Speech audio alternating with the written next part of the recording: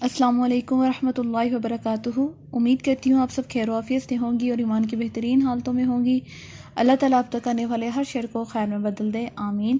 آج کا ہم اپنا سبق سٹارٹ کرتے ہیں سورۃ البقرہ کی آیت نمبر 130 سے۔ اعوذ باللہ من الشیطان الرجیم، میں پناہ مانگتی ہوں اللہ کی شیطان مردود کی شر سے۔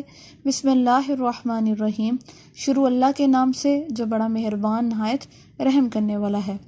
وَمَن يَرْغَبُ، اور کون پھر جاتا ہے یعنی بے رغبتی کرتا ہے، ان ملت، دین سے، ابراہیم کے۔ اب اللہ تعالیٰ یہاں پہ سوال کر رہے ہیں کہ کون شخص ہے جو ابراہیم کے دین سے پھر جاتا ہے، الا مگر، من سفیہ، جو بے وقوف ہو، نفسہ، اپنی ہی جان کا۔ اللہ تعالیٰ فرماتے ہیں کہ جو بے وقوف ہے محض وہی ابراہیم کے دین سے پھر سکتا ہے، اس کے علاوہ جو سمجھدار ہوگا، جو شعور والا ہوگا، وہ کبھی بھی اس دین سے منہ نہیں موڑے گا، کیونکہ یہ دین ایسا دین ہے جس میں ہر طرح کی آسانی موجود ہے، ہر طرح سے سچائی اور ہر طرح کی دلیل موجود ہے، بجائے اس کے کہ انسان ٹیڑھے پن کو اختیار کرے اور گمراہی کے راستے پہ چلے۔ تو اللہ تعالیٰ فرماتے ہیں کہ کون ہے جو ابراہیم کے دین سے منہ موڑتا ہے، محض وہی شخص ہو سکتا ہے جو بے وقوف ہو۔ وَلَقَدِ اصْطَفَيْنَاهُ، اور البتہ تحقیق پسند کیا ہم نے اس کو، کس کو؟ حضرت ابراہیم کی بات کی جا رہی ہے۔ فی الدنیا، بیچ دنیا میں، وَإِنَّهُ، اور بے شک وہ، فی الآخرۃ، بیچ آخرت میں، لَمِنَ الصَّالِحِینَ، نیکوکاروں میں سے ہوگا۔ اب اللہ تعالیٰ فرماتے ہیں کہ ہم نے حضرت ابراہیم علیہ السلام کو دنیا میں پسند کر لیا۔ اللہ تعالیٰ نے حضرت ابراہیم کو کیا لقب دیا تھا؟ خلیل اللہ۔ خلیل اللہ سے مراد ہوتا ہے اللہ کا دوست۔ کتنے ہی اعزاز کی بات ہے کہ اللہ کہہ رہے ہیں کہ یہ ابراہیم میرا دوست ہے۔ اور دوست کس طرح بنے؟ کہ حضرت ابراہیم علیہ السلام پہ جو بھی آزمائش آئی، جتنے بھی امتحانات اللہ تعالیٰ نے لیے، اس میں انہوں نے کوئی بھی شکوہ شکایت نہیں کی۔ جیسے ہی رب کا حکم ہوا انہوں نے فوراً اس کو مان لیا۔ تو اللہ تعالیٰ پھر کیوں نہ ان کے لیے الفاظ کہتے کہ اللہ نے فرمایا کہ میں نے اس کو دنیا میں پسند کر لیا، دنیا میں ہی اس کو بتا دیا، اس کے لیے خوشخبریاں ہیں۔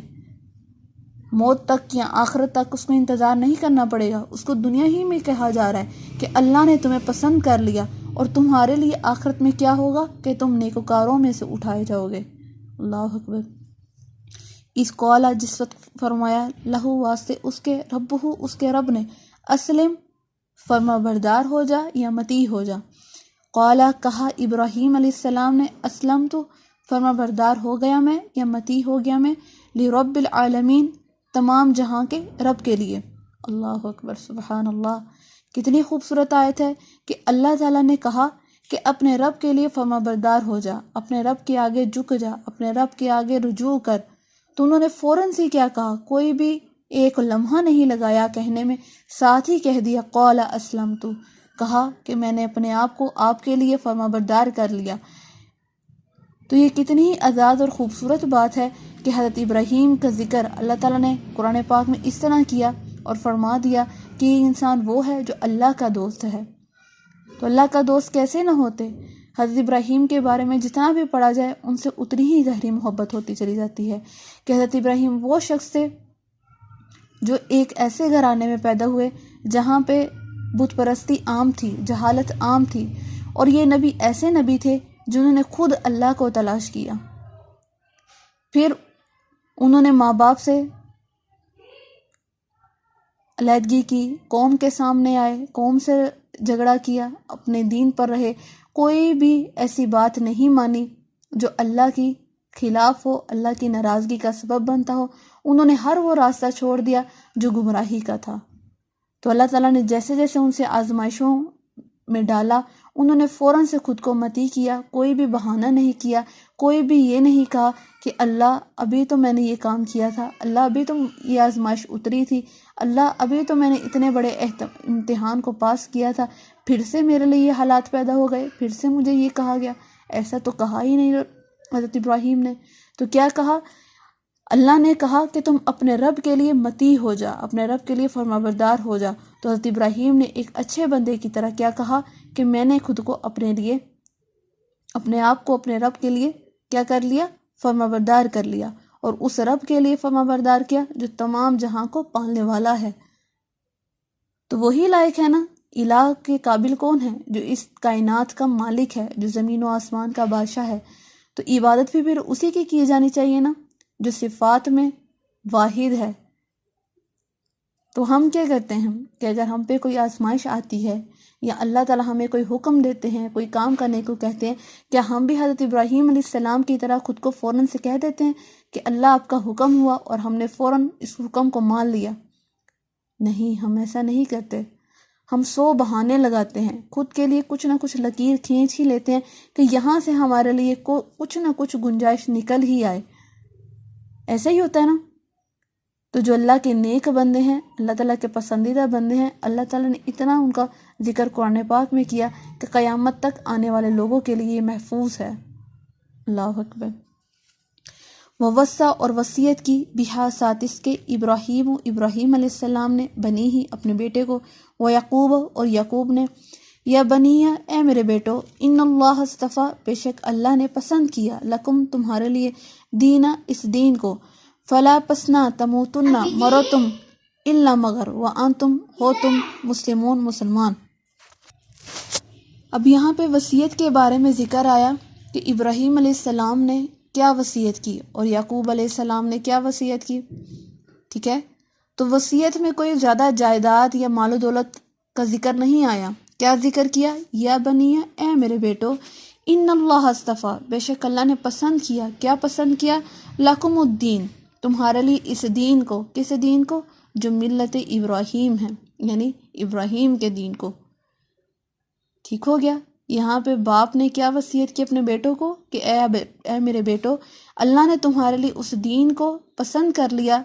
کون سے دین کو؟ جو ابراہیم کا دین ہے۔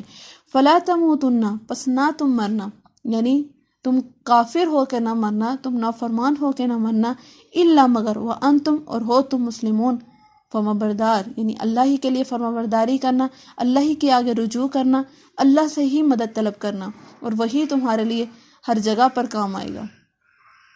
اور آج ہم کیا کرتے ہیں؟ اپنے بیٹوں کو کیا نصیحت کرتے ہیں، کیا وصیت کر کے جاتے ہیں؟ جائیداد کی۔ جو مال ہم دنیا میں اتنی محنت سے کماتے ہیں اور اس کا استعمال بھی ہم خود نہیں کرتے، اور جاتے ہوئے بھی اپنے بیٹوں میں یہ بانٹ کر جاتے ہیں، اپنے وارثوں میں بانٹ کر جاتے ہیں، اور پھر علیحدہ سے اس کے مسئلے مسائل۔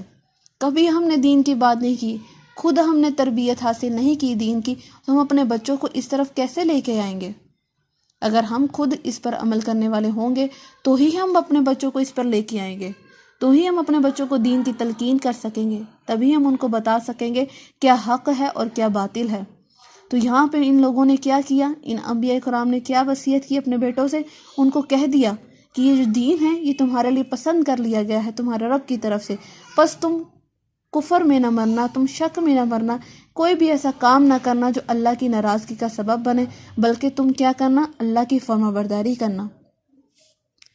ام کنتم یا تھے تم شہداء یعنی حاضر کیوں کہا گیا؟ شہداء سے نکلا ہے، یعنی گواہ سے، اور گواہی کون دیتا ہے؟ جو موقع محل میں حاضر ہو۔ تو یہاں پہ شہداء کا لفظ کا معنی کیا ہوگا؟ حاضر۔ ام کنتم یا تھے تم شہداء حاضر، جس وقت حاضرہ آ رہی تھی یعقوب کو موت۔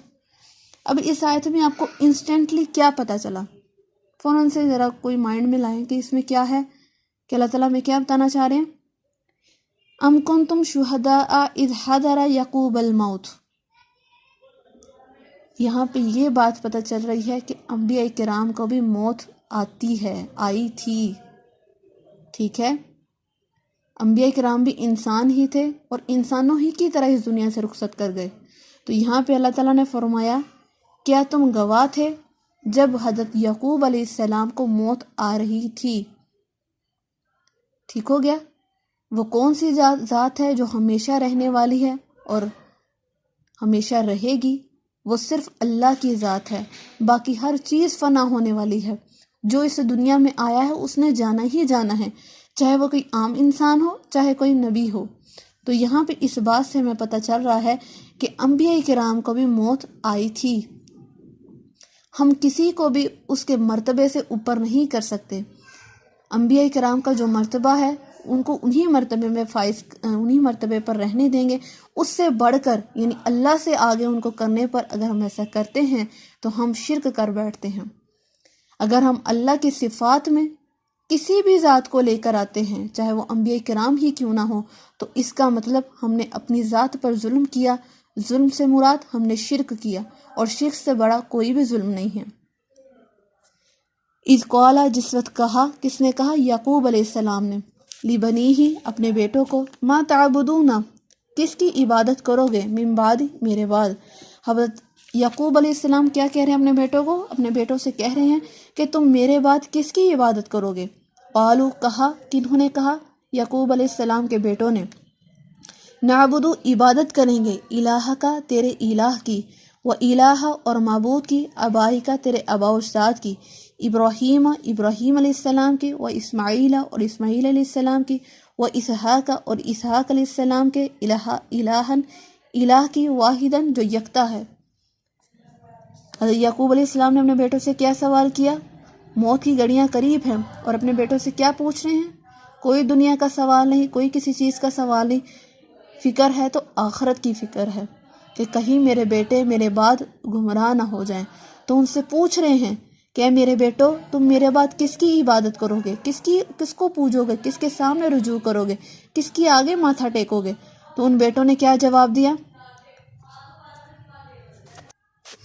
اب ان کے بیٹوں نے کیا جواب دیا کہ ہم عبادت کریں گے تیرے الہ کی اور تیرے آباء و اجداد کے۔ آباء و اجداد کا یہاں پہ ذکر کیا گیا، حضرت ابراہیم و اسماعیل اور و اسحاق علیہ السلام۔ حضرت یعقوب علیہ السلام کے باپ اسحاق علیہ السلام، اور اسحاق علیہ السلام کے باپ ابراہیم علیہ السلام۔ اسماعیل کا ذکر یہاں پہ کیوں آیا؟ حضرت ابراہیم علیہ السلام تو چچا تھے، تو چچا جو ہوتا ہے وہ بھی باپ کے یعنی باپ کی جگہ پر ہوتا ہے۔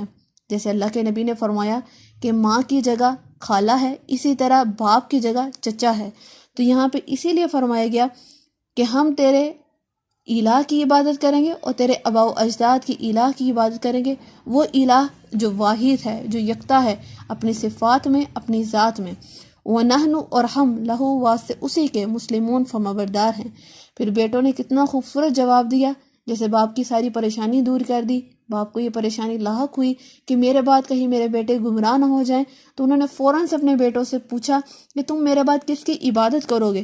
تو بیٹوں نے بھی کہا کہ ہم اس کی عبادت کریں گے جس کی آپ نے عبادت کی، جس کی عبادت آپ کے آباء و اجداد نے کی، اور ہم اسی کے لیے ہی فرمانبردار رہیں گے۔ یہود کو یہاں پہ غلطی لگی تھی، جو یعقوب علیہ السلام کی قوم تھی وہ بنی اسرائیل کی قوم تھی، یعنی یعقوب علیہ السلام کے بیٹوں سے یہ بنی اسرائیل کی قوم نکلی۔ تو بنی اسرائیل کے جو یہود تھے ان کو یہ غلطی تھی کہ حضرت یعقوب علیہ السلام یہود تھے، اور ان سے آنے والے جو لڑی تھی وہ بھی یہود، یعنی ان کے جو بیٹے تھے وہ بھی یہود تھے۔ اور جب حضرت یعقوب علیہ السلام وفات پا رہے تھے، جیسے موت کی گھڑیاں ان کے نزدیک تھی، تو انہوں نے اپنے بیٹوں کو یہودیت پر رہنے کا حکم دیا۔ تو یہاں پہ اللہ تعالیٰ نے ہر چیز کو واضح کر دیا قرآن مجید میں، ان کو جواب دے دیا کہ کیا تم حاضر تھے جو تم یہ مطالبے کرتے ہو یا جو تم کہتے ہو، کیا تم اس وقت حاضر تھے جب یعقوب علیہ السلام کو موت آ رہی تھی؟ انہوں نے تو ایسی کوئی بات نہیں کی، وہ تو خود پوچھ رہے ہیں اپنے بیٹوں سے، ان کی فکر میں لاحق ہیں اور پوچھ رہے ہیں کہ تم میرے بعد کس کی عبادت کرو گے؟ اور ان کے بیٹوں نے بھی جواب بالکل واضح طور پہ کیا کہ ہم اس کی عبادت کریں گے جو واحد ہے، جو اپنی ذات اور صفات میں یکتا ہے، اور ہم اسی کے لیے ہی مسلمان ہیں، یعنی اسی کے لیے فرمانبردار ہیں۔ تو یہاں پہ یہود کو ایک طرح کا جواب مل گیا، جو یہ کہتے تھے کہ یعقوب علیہ السلام یہودی تھے اور انہوں نے اپنے بیٹوں کو یہودیت پر رہنے کا حکم دیا تھا۔ تل کا، یہ، امتیں تھیں، قد تحقیق خلط، گزر گئیں، لہا، واسطے اس کے، ما کسبت، جو کمایا، وَلَکُمْ، اور تمہارے لیے، ما کسبتم، جو تم نے کمایا، ولا، اور نہ، تسألون، سوال کیے جاؤ گے، اما، ساتھ اس چیز کے بارے میں، کانوا، تھے، یعملون، عمل کرتے۔ اللہ اکبر۔ اللہ تعالیٰ فرماتے ہیں کہ یہ امتیں تھیں جو گزر چکی۔ یہ آیت ہمارے لیے ہے خاص طور پر، کہ جو ہم یہ پڑھتے ہیں، پہلے انبیاء کرام کا ذکر سنتے ہیں، ان کی قوموں کے بارے میں پڑھتے ہیں، اگر کوئی قوم اپنے انجام کو پہنچی ہے تو اپنے اعمال کی وجہ سے، اگر کوئی نیک روح تھی، نیک قوم تھی، اگر وہ بھی اپنے انجام کو پہنچے ہیں تو اپنے اعمال کی وجہ سے۔ تو اللہ تعالیٰ فرماتے ہیں یہ وہ امتیں ہیں، یہ وہ گروہ ہیں جو گزر چکی ہیں، ان کے لیے وہ چیزیں ہیں جو انہوں نے کمائی، تمہارے لیے وہ چیز ہے جو تم کماؤ گے۔ ایسا ہرگز نہیں ہوگا کہ اگر تم محبوب نبی کی امت ہو تو تمہارے ساتھ اچھا سلوک کیا جائے گا۔ قیامت کے روز اللہ تعالیٰ فل غصے میں ہوں گے، بہت زیادہ غصہ ہوگا اللہ کو، لیکن اللہ تعالیٰ کی رحمتیں جو ہوں گی وہ صرف مومنین کے لیے ہوں گی۔ اللہ یہ نہیں دیکھیں گے کہ پیغمبر کا بیٹا وہ کافر ہے تو اس کو بخش دیا جائے، بالکل بھی ایسا نہیں ہوگا۔ اگر پیغمبر کا بیٹا مشرک ہے یا اس کا باپ مشرک ہے تو ان کے گناہوں کا بدلہ ضرور دیا جائے گا۔ ایسا نہیں ہوگا کہ پیغمبر کی وجہ سے ان کے باپ یا بیٹے کو بخش دیا جائے گا، بالکل بھی نہیں۔ جیسے حضرت ابراہیم علیہ السلام کے باپ مشرک تھے، حضرت نوح علیہ السلام کا بیٹا مشرک تھا، تو جب ان دونوں نے اپنے رشتے کے لیے، عزیز رشتے تھے، دعا کی تو اللہ نے کہا کہ یہ تمہارے اہل میں سے نہیں ہیں، یعنی یہ تمہارے گھر والوں میں سے نہیں ہیں۔ تمہارے اہلیہ کون ہیں؟ جو تمہارے ساتھ مومنین ہیں، وہ تمہارے اہل والوں میں سے ہیں، وہ تمہارے گھر والے ہیں، تم ان کے لیے دعا کرو۔ جو مشرک ہے اس کے لیے دعا کرنا بھی جائز نہیں ہے۔ تو یہاں پہ اللہ تعالیٰ واضح طور پہ بتا رہے ہیں کہ جو امتیں گزر چکی ان کے حساب ان کے ساتھ ہے، ان کے اعمال کے مطابق ان سے حساب لیا جائے گا۔ تمہارے لیے وہ چیزیں ہیں جو تم کرتے ہو، جو تم نے کمایا، جو تم آج بیج بو گے وہی فصل جا کے کاٹو گے۔ ایسا نہیں ہے کہ ایک کسان جب چاول کا بیج بوتا ہے تو فصل جو ہے وہ گندم کی اگاتی ہے، ایسا بھی ہوتا ہے کبھی نہیں نا۔ تو اسی طرح یہ بھی مثال اللہ تعالیٰ جو دنیا میں دی، آخرت کے لیے بھی یہی ہے کہ اگر انسان اچھائی کا بیج بوئے گا تو انشاءاللہ اس کی فصل بھی اچھی ہی سبزہ دار ہوگی۔ اگر وہ خاردار بیج بوئے گا، کڑوا بیج بوئے گا، خراب بیج بوئے گا، تو وہ کیا امید رکھ رہا ہے کہ اللہ سے کہ اللہ اس کو اچھا پھل دیں گے؟ بالکل بھی نہیں۔ اللہ تعالیٰ نے ہر چیز کو واضح طور پہ قرآن پاک میں اس لیے بیان کیا تاکہ جو مومنین ہیں، متقی لوگ ہیں، جس کو پڑھنے والے ہیں، وہ سمجھ سکیں، وہ نصیحت حاصل کر سکیں۔ وقالو اور کہا، کونو ہو جاؤ، کنہوں نے کہا؟ ہودن یہودی نے، او نصارا وقالو اور کہا انہوں نے، کونو ہو جاؤ ہودن یہودی، او نصارا یا عیسائی، تہتدوا تو راہ پاؤ گے۔ اب یہودی اور عیسائی کیا کہہ رہے ہیں؟ کہتے ہیں کہ اگر تم یہودی ہو جاتے ہو یا عیسائی ہو جاتے ہو تو اس کا مطلب تم ہدایت یافتہ ہو۔ ان کو یہ لگتا تھا، ان کو یہ غلط فہمی تھی کہ جیسے بنی اسرائیل پر بہت سارے اللہ تعالیٰ نے احسان کیے، ان کو فضیلت دی، ان پر بہت سے معجزات اتارے، جو جو انہوں نے مانگا اللہ نے ہر چیز ان کو عطا کی، تو ان کو یہ تھا کہ وہ ہدایت یافتہ ہیں۔ لیکن نہیں، وہ ہدایت یافتہ نہیں ہیں۔ ہدایت یافتہ کون ہے؟ جو اللہ کی راہ پر چلے، اللہ کی فرمانبرداری کرے، خود کو اللہ کے لیے مطیع کر دے۔ لیکن انہوں نے کیا کیا؟ اتنے احسانات کے باوجود اللہ کی نافرمانی کی۔ تو اب یہ لوگ دعویٰ کر رہے ہیں اور کہہ رہے ہیں کہ اگر تم یہودی ہو جاتے ہو یا عیسائی ہو جاتے ہو تو تم راہ پا جاؤ گے۔ پھر اللہ تعالیٰ کیا فرماتے ہیں؟ کل کہہ دیجیے پیغمبر، بلکہ ملت دین ابراہیم کا حنیفہ یک طرفہ ہے، وما کانا اور نہیں تھا، من المشرکین مشرکوں میں سے۔ مشرکین کا لفظ مشرکوں کی جمع ہے، اور مشرک کسے کہتے ہیں؟ جو شرک کرتا ہے۔ اب اللہ تعالیٰ نے کیا کہا کہ کہہ دیجئے پیغمبر کہ جو دین ہے وہ ابراہیم کا ہے، جو حنیفہ یک طرفہ ہے۔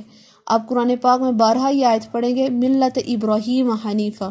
حنیفہ کا لفظ کیوں نکلا؟ حنیفہ سے مراد یک طرفہ، یعنی ایک ہی راہ پر چلنے والا۔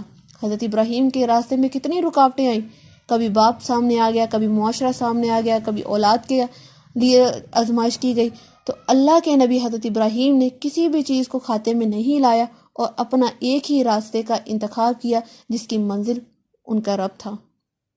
ٹھیک ہے، تو حنیفہ کا مطلب یک طرفہ، جو ایک سیدھی راہ ہو جس کی منزل اللہ تک پہنچتی ہو۔ تو اس لیے بار بار کہا گیا کہ اگر تم راہ پانا چاہتے ہو، اگر تم ہدایت یافتہ ہونا چاہتے ہو تو ابراہیم کے دین کی پیروی کرو، اس دین کی جو یک طرفہ ہے، جو سیدھی ایک راہ ہے، اس میں کوئی ٹیڑھا پن نہیں، کوئی بھی اس میں رکاوٹ نہیں۔ اگر تم اس پر چلتے جاؤ گے تو اللہ تمہاری ضرور مدد کرے گا۔ پھر فرمایا وما کان من المشرکین، اور جو ابراہیم تھا وہ نہ ہی کوئی یہود تھا، نہ ہی عیسائی تھا، اور نہ ہی کوئی مشرک تھا۔ یہود عیسائی وہی ہیں نا جو اللہ کے ساتھ شرک ٹھہراتے ہیں۔ تو اللہ تعالیٰ نے ہر چیز کا جواب بخوبی دیا اور کہا کہ ابراہیم ایسے دین پر عمل کرنے والا تھا جو خود بھی مشرک نہیں تھا، وہ یک طرفہ دین کی پیروی کرتا تھا اور ایک واحد اللہ کو مانتا تھا۔ قولو کہا، قولو کہو، آمنا ہم ایمان لائے، باللہ ساتھ اللہ کے۔ یہ اب کس کو کہا جا رہا ہے؟ یہ صحابہ کرام سے کہا جا رہا ہے اور ہمیں بھی کہا جا رہا ہے۔ کیا کہا جا رہا ہے؟ آمنا ایمان لاؤ، کس پر؟ باللہ اللہ پر، وما انزل اور جو نازل کیا گیا، الینا طرف ہماری، وما انزل اور جو نازل کیا گیا، الی ابراہیم و اسماعیل و اسحاق و یعقوب، ابراہیم علیہ السلام کی طرف، اسماعیل علیہ السلام کی طرف، اسحاق علیہ السلام کی طرف اور یعقوب علیہ السلام کی طرف، والاسباط اور ان کی اولاد کی طرف۔ یعقوب کی اولاد کون تھی؟ بنی اسرائیل، اور بنی اسرائیل بہت بڑی قوم تھی۔ بنی اسرائیل پہلے 12 قبیلوں میں بٹی، پھر آگے سے آگے جاتی رہی، تو بنی اسرائیل بہت بڑی قوم تھی۔ تو اللہ تعالیٰ فرماتے ہیں کہ اس چیز پر ایمان لاؤ، کس پر؟ اللہ پر۔ سب سے پہلے توحید۔ اگر آپ توحید پر ہیں تو باقی مسائل آپ کے لیے آسان ہو جائیں گے، لیکن اگر آپ کا عقیدہ ہی درست نہیں ہے، آپ اللہ ہی پر ایمان نہیں رکھتے، اللہ کے سوا اور دروں پر جاتے ہیں، تو اس کا مطلب آپ کبھی بھی ٹھیک نہیں ہو سکتے، کیونکہ آپ گمراہی کے راستے پر چل رہے ہیں۔ تو سب سے پہلے کس چیز کے بارے میں کہا گیا کہ تم ایمان لاؤ؟ اللہ پر، اللہ کی ذات پر ایمان لاؤ کہ جو بھی مشکل آ جائے اس کو دور کرنے والا کون ہے؟ اللہ ہے۔ مجھے رزق کون دے گا؟ صرف اللہ کی ذات۔ مجھ پر رحم کون کرے گا؟ اللہ کی ذات۔ میرے گناہوں کو کون معاف کرے گا؟ اللہ معاف کرے گا۔ مجھ پر رحمت کون کرے گا؟ اللہ کرے گا۔ تو سب سے پہلے اپنے اللہ پر یقین رکھو، پھر اس پر جو آپ کی طرف آیا، یعنی جو ہمارے پاس ہے قرآن مجید، پھر اس کی طرف ابراہیم، اسماعیل و اسحاق و یعقوب، اور یعقوب علیہ السلام کی طرف، یعنی یہ جو انبیاء کرام کا ذکر آیا، ان پر تم ایمان لاؤ۔ وما اوتیہ اور جو دیے گئے، موسیٰ علیہ السلام، موسیٰ علیہ السلام کیا دیے گئے؟ تورات دیے گئے۔ و عیسیٰ اور عیسیٰ علیہ السلام، عیسیٰ علیہ السلام کیا دیے گئے؟ انجیل دیے گئے۔ اب یہ کہا جا رہا ہے، یہ ایمان کی صفتیں بیان کی جا رہی ہیں نا کہ کس کس چیز پر تم نے ایمان لانا ہے؟ تورات پر اور انجیل پر۔ وما اوتی النبیون اور جو دیے گئے انبیاء کرام۔ اب قرآن پاک میں تفصیل نہیں آتی کہ انبیاء کرام میں کیا کیا چیزیں دی گئی، لیکن معجزات کا ذکر آتا ہے، صحیفوں کا ذکر آتا ہے، 4 بڑی کتابوں کا ذکر آتا ہے، قرآن مجید، تورات، زبور اور انجیل۔ ان کے علاوہ جو صحیفے ہیں ان کے بارے میں نہیں معلوم، لیکن ذکر آتا ہے کہ اللہ نے اپنے نبیوں کو کچھ نہ کچھ دے کر بھیجا۔ تو فرمایا کہ تم ان چیزوں پر ایمان لاؤ جو نبی کرام دیے گئے، من ربہم اپنے رب کی طرف سے۔ وہ خود سے کچھ نہیں لائے، خود سے وہ کچھ نہیں کر سکتے تھے۔ جو بھی کام کیا، جو بھی معجزات لے کر آئے، جو بھی احکامات دیے، وہ کس کی طرف سے تھے؟ ربہم، رب کی طرف سے۔ وہ ہر کام، ہر حکم جو بھی کہتے تھے وہ کس کی طرف سے تھا؟ واحد ذات کی طرف سے، اور وہ واحد ذات کون ہے؟ اللہ رب العالمین۔ لا نفرق نہیں تفریق ڈالتے، یعنی نہیں جدائی ڈالتے، بین احد منہم ان میں سے کسی ایک کے درمیان۔ اللہ تعالیٰ فرماتے ان میں سے کسی ایک کے درمیان ہم جدائی نہیں ڈالتے، اختلاف نہیں ڈالتے۔ اگر ایمان لاتے ہو تو ان سب پر ایمان لاؤ، کسی ایک کے درمیان فرق نہیں کرنا۔ وَنَحْنُ اور ہم لہو واسطے اس کے مسلمون فرما بردار ہیں۔ اللہ اکبر۔ کیا کہا جا رہا ہے؟ قولو کہو، کیا کہنا ہے؟ ایمان لانا ہے، کس پر؟ اللہ پر، پھر جو آپ کی طرف ہے، پھر جو ابراہیم دیے گئے، اسماعیل دیے گئے، اسحاق دیے گئے اور یعقوب علیہ السلام دیے گئے اور ان کی اولاد۔ پھر فرمایا جو موسیٰ علیہ السلام کو دیا گیا، کیا دیا گیا؟ تورات دی گئی۔ پھر عیسیٰ علیہ السلام کو جو دیا گیا تو انجیل دی گئی، اور جو انبیاء کرام کو دیا گیا، جو بھی معجزات یا صحیفے دیے گئے، ان سب پر ایمان لاؤ۔ اور وہ سب چیزیں کس کی طرف سے تھی؟ تمہارے رب کی طرف سے۔ تو لہٰذا کسی ایک کے درمیان جدائی نہیں ڈالتے۔ اور وہ کیا ہے؟ کیا کہا جا رہا ہے؟ وَنَحْنُ لَهُ مسلمون اور ہم اسی کے لیے فرما بردار ہیں۔ کس کے لیے؟ اللہ کے لیے، جس نے ہمیں پیدا کیا، جو تمام جہاں کو پیدا کرنے والا ہے۔ ٹھیک ہو گیا؟ آج کا سبق ہم یہی تک دیکھیں گے۔ اگر اس میں کوئی غلطی کوتاہی ہوئی ہو تو اللہ تعالیٰ ہم سب کو معاف فرمائے اور ہمیں اپنا عقیدہ درست کرنے کی توفیق دے۔ ہم اللہ کو تو مانتے ہیں، لیکن اللہ کی صفات میں شاید کہیں نہ کہیں ہم ڈگمگا جاتے ہیں اور دوسروں کے دروں پر چلے جاتے ہیں۔ خدا کی قسم، جو اللہ کی صفات میں شک کرتا ہے اور کسی اور کے دروں پر جاتا ہے تو وہ بھی شرک کے زمرے میں آتا ہے۔ اگر ہم کسی در پر جا کے اس امید پر جاتے ہیں کہ ہم اس کا وسیلہ اللہ کے سامنے رکھیں گے، تو میں بارہا آپ کو کہتی ہوں کہ اگر آپ نے وسیلہ رکھنا ہی ہے تو اللہ کے ناموں سے اس کو پکارے۔ ہم قرآن پاک میں ذکر آتا ہے کہ اللہ کے بہت ہی اچھے اچھے نام ہیں۔ جب بھی تم دعا کرو تو اس دعاؤں میں اللہ کے ناموں سے پکارو، اللہ کے ان کے ناموں سے ہی اس کے نام یاد کرو، ٹھیک ہے؟ کسی اور کے وسیلے نہ پیش کرو۔ اللہ تمہارے شارک سے بھی زیادہ قریب ہے، تو اللہ کو گھر بیٹھے تنہائی میں جب تمہارا دل چاہے اس کو یاد کرو، وہ تمہاری فریاد کو ضرور سنے گا، بجائے اس کے کہ تم دوسروں کے دروں پر جاؤ اور وہاں پر جا کے اپنی دعاؤں کو منگواؤ۔ تو یہ کوئی بھی عمل جو ہے وہ درست نہیں ہے، یہ شرک کے زمرے میں آتا ہے۔ تو لہٰذا اپنی اصلاح کیجئے اور اپنے عقیدے کو درست کیجئے۔ اپنا بہت سارا خیال رکھیے گا، دعاؤں میں خاص طور پہ یاد رکھیے گا۔ اللہ حافظ جی۔